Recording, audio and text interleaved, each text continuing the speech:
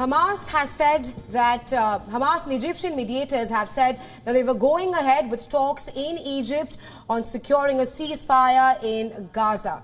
Israel decided against sending a delegation as Washington pressed again for a truce, the release of hostages and plan to stop the humanitarian catastrophe in Gaza. The ceasefire talks are billed as a final hurdle on the way to securing a ceasefire in time for the Muslim fasting month of Ramadan.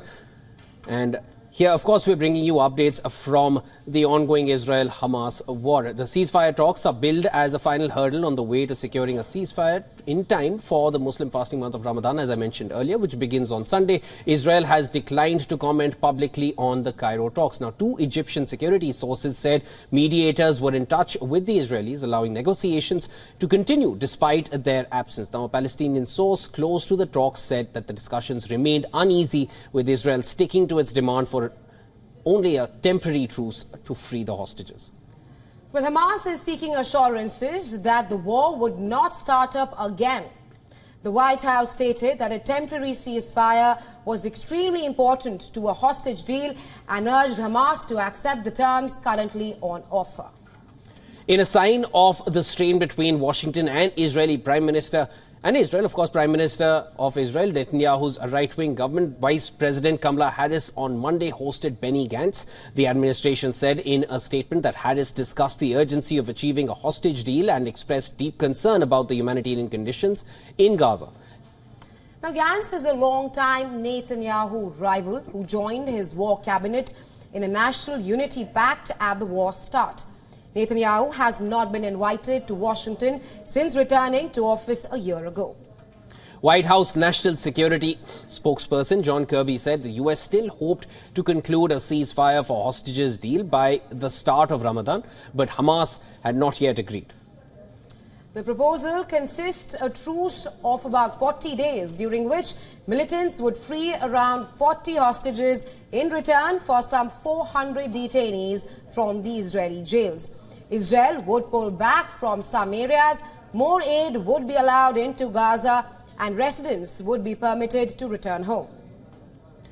Now, the deal did not appear to address directly a Hamas demand for a path to a permanent end to the war, nor does it resolve the fate of more than half the remaining hostages, Israeli men excluded from agreements covering women, children and the elderly, along with the wounded.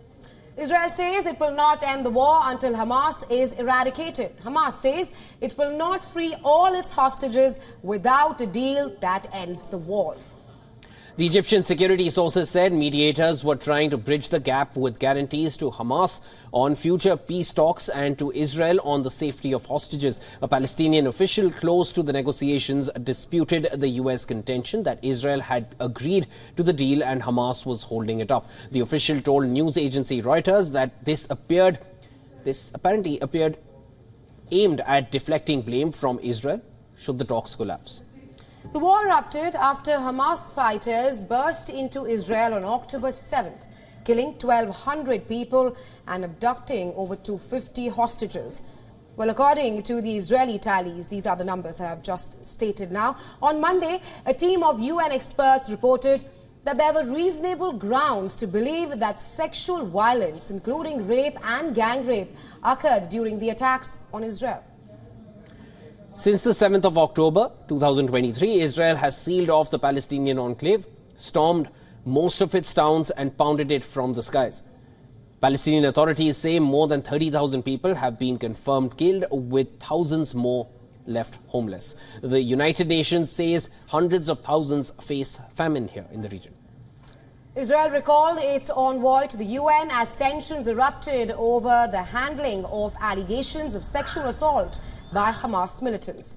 Israel has accused the United Nations of taking too long to respond to the claims. At the heart of the increasingly bitter row is the embattled UN Agency for Palestinian Refugees. It has already seen funding pulled by multiple Western countries after Israel accused about a dozen of its employees of involvement in the October 7th attack. Well, on Monday, UNRWA said members of its own staff had been tortured by Israel, even as the Israeli military said that the agency had employed more than 450 terrorists.